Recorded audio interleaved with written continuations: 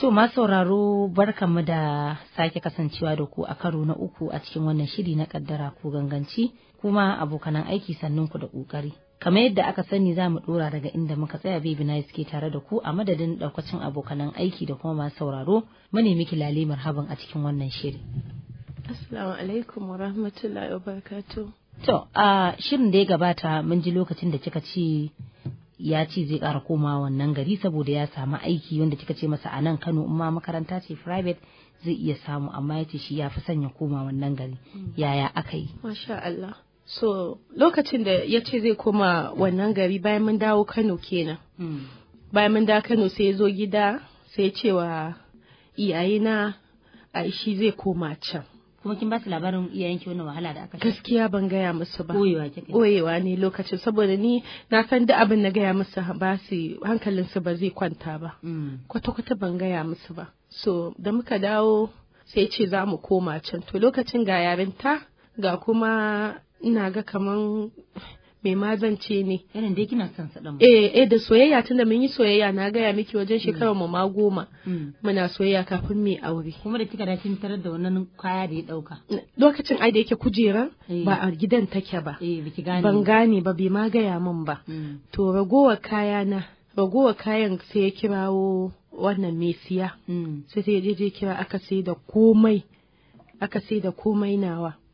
Lokacin kuma mun yi shirme, ni ban gaya musu ba, shi ma ya ki gaya wa iyayena.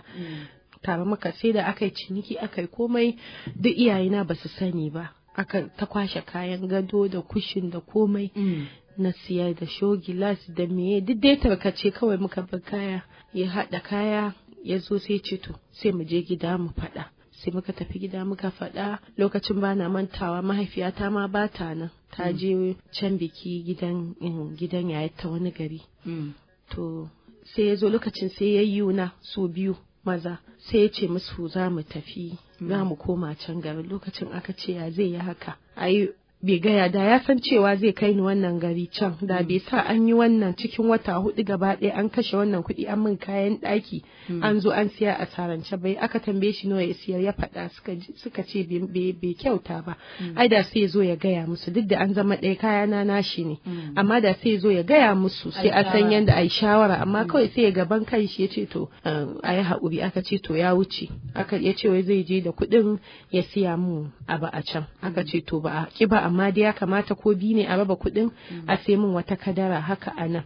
To sai aka raba kuɗin aka bashi wani abu, aka ce ga shi ma a yanzu yana da wannan a kaina duk ɗaya ne, amma dai za su ɗan ɗebi wani abu daga ciki a sai min wani abu. To lokacin aka sai min ɗan kunne da sarƙa. Gwagwa kuɗin kai aka bashi, sai aka ce masa to me zai hana ya bari mahaifiyata ba ta nan ta dawo. Sai ce wai ya riga ya sai tiket yayi me nan dai suka shiga ɗaki mazan nan suka dinga kuka. Gaskiya nan ba zan manta ba, ina kuka suna kuka. Haka muka zo mahaifiyar shi muka tafi tarka mu tasha muka tafi. To da muka tafi sai muka sauka a wannan shago na samari da aka bashi yake kwana a nan, ya je sauki na muka fara rayuwa a nan.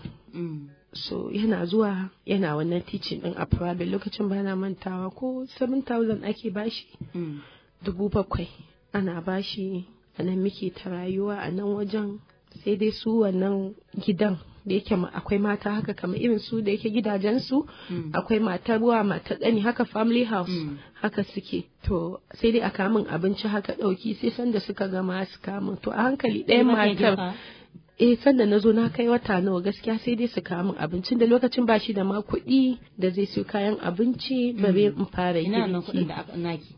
Wannan kuɗi lokacin bai ban ba gaskiya. Lokacin ca ya ce in muka sami gidan haya zai ɗan sai mini kushin da menene a jera a ciki. To sai ya samu aikin lokacin ana bashi 7,000. Sanda aka fara bashi na wata na farko ya ɗan adana wani. To a wata na biyu sai ce ya kamata ita ɗayan matar haka sai ta ce min gaskiya ya kamata in fara girki. Sai ta ɗauko tukunya haka ta bani da ɗan abubuwa haka dai plate, ta ce gashi in fara da irin charcoal haka na gawayi. To lokacin sai na ɗan dab da ɗakin da aka bamu wannan shagon to lokacin sai nake dan girki a wajen. To da ya ga haka shi ma sai dan su siyo kaya haka na abinci kaɗan kaɗan nake girki da shi lokacin. So muna cikin haka a wata na biyu da aka bashi salarin shi ya dan haɗa sai dan ɗebo wani kuɗi daga cikin wannan kuɗin sai ya haɗa sai ya je kama haya. Lokacin na yi wata 2 a wannan shagon a haka sai je kama wani haya a wani gida haka. Lokacin gidan mata sun kai ina gani shi ta 6 a gidan wurin amfalo ne haka. Sai je kama nan muka je muka zauna. To da wannan yar ragowar kuɗi ya dai dan siyo dama already ya tafi da katifa tun wancan karan da na gaya miki. So aka sa katifa a ƙasa a nan falo kuma wannan kuɗi ya je ɗan inda ake sai da kaya na hannu ya dan siyo wata kujeru haka guda 2 ya saka da leda haka a ɗakin muka sa. To muna rayuwa a haka da yake tuni kuma sai ya dawo Kano kayan da ba ba sai ya tafi da su ragowar kayan kicin ɗina da zan girki da su. To a nan wata na 3 da yayi yana karɓar salari na fara girki normal a wajen. Muna zaune a nan muna rayuwa wata na wajen na shekara kusa shekara lokacin. So anan na samu ciki na zo lokacin ciki na ya tsufa haka na ce masa ya bani in zo gida in haihu. Ya ce a'a ba zai yi ba. To lokacin aka yi ne waya a gida da yake muna waya fine. Aka ce in yi haƙuri yanda ya ce in bi kawai babu komai. To lokacin hayayata da aka mana aure tare ita ta haihu da yake ba haihu da wuri lokacin ina ta cewa ya banni. Ya ce a'a ba zai banni ba akwai karamin ciki ana hanya me dai akwai wahala na haƙura. Aka ce in yi haƙuri aka yi waya a gida aka ce in yi haƙuri abin da ya ce in yi kawai. Na ce to. So lokacin da na haihu yayata da babata suka zo nan aka ga yanayin yadda nake ciki hankalinsu ya tashi suka ce to ba wani abu bane rayuwa ce da dai ba a wani gu suka ganni ba ga mata ma a gidan amma yanayin gun dai hankalinsu bai natsu ba sai suka ce bai zai hana tunda yarinya ce ni ya bari a zo gida a mun wanka in ya so ko wata 1 ne ko 40 haka ko ma kafin 40 ya so sai ya zo mu tafi ko ma ni in tafi. Lokacin da ya ki yadda daga baya kuma ya zo ya ce to shikenan sai muka taho tare da su. Da muka taho ta lokacin ba wani suna ma irin ba wani komai tun da nan ba ma kowa ba wanda na sani daga shi sai ni. So muka taho Kano a nan na zo na yi 40 bayan ne ban ma kai 40 ba lokacin aka ce yayan mu suka ce bai kamata ba in koma kawai. Lokacin yana ta waya yana cewa in koma. To sai ya ce to a bari zai zo in ya zo sai mu tafi tare tun da lokacin ga yarinya a hannu. Sai ya ce to da ya zo sai muka tafi. Da muka koma nan dai muka ci gaba da rayuwa a hankali muna dai shan wahala. Kulli gashi nan dai yau daɗi gobe ba daɗi muna ta je cakuɗa tun daga ɗaya albashin nashi ba na manta 7,000 ne. To a hankali aka ƙara mai ya da 10,000. To a haka yana iya daidai ƙoƙarin shi zai siyo kayan abinci da komai haka ya siyo ga yarinya muna amfani da shi. So ana haka sai suka samu matsala da shi mai makarantar. Lokacin ya ɓoye ya ƙi gayar sai dai in ta ji a gari haka. Ashe lokacin wai an yi graduation ne na makarantar an samu kuɗi to ko shi ya rike kuɗin ko menene sai dai suka samu rigima dai sai aka sallame shi ana. So lokacin kafin mu samu rigimar shi mai makarantar da yake na da gidaje na da hali so to akwai gidaje na shi kawai da haka ma kawai yana ba da su a zauna kyauta. To sai ta buga ya nema shi ma a bashi. So tunda nan yana biyan haya sai aka bashi. To daga inda aka muke din zuwa inda aka bashi din da dan tazara haka kamar ki ce a Kano daga unguwa 3 zuwa Bacirawa haka nisan shi. So muka koma nan da zama gaba ɗaya. To irin gida ne babba haka amma sai aka ba mu boys quarters haka muke zaune a ciki. So muna zaune a ciki to a nan suka samu matsala da mai makarantar. Lokacin har mun dan fara settling haka lokacin an zo ana biyan shi 12,000. So mun dan fara muna jin daɗi ga mu kaɗai tun da can public toilet da rashin lafiya lokacin in tayi na sanyin nan infection. To muka zo muka koma can da zama muna zaune a nan da daɗi ba daɗi sai suka samu wannan abu a makaranta, aka zo aka sallame shi. To aka sallame shi makaranta yanda za mu yi, ba inda za mu zauna. Ga haya kun saki. Ga haya mun saki, ba inda za mu zauna. Shi kuma mai makaranta ya ce sai ya ban masa gida, ya ce da Allah a mai haƙuri lokacin ya ɗan sami gida. So muka yi wata ɗaya yana ta fafutukan neman wani aikin. To ana haka sai da samun wata private ɗin zai koyar. To a cikin private ɗin sai a wannan kai private din da ya daɗa samu mun yi wata biyu suna ta cewa mu tashi. To a wannan private din da ya samu nan ma to shi ma mutumin yana da irin shi da yake makaranta ce irin corpus ma haka suna zuwa su yi service a makarantar. To sai yana da gida haka da yake saukar da corpus a ciki. So a nan gidan da yake maza ma sun fi yawa da mata. To lokacin bayan da za mu yi sai na ma ya roki a bashi ɗaki. Sai aka bashi ɗaki ɗaya a gidan. To na ma da na je ɗaki ɗaya ne haka, gidan kuma maza ɗaki sun kai 10, duka maza ne. Kuma duka ba musulmai, mu kaɗai ne musulmai a ciki.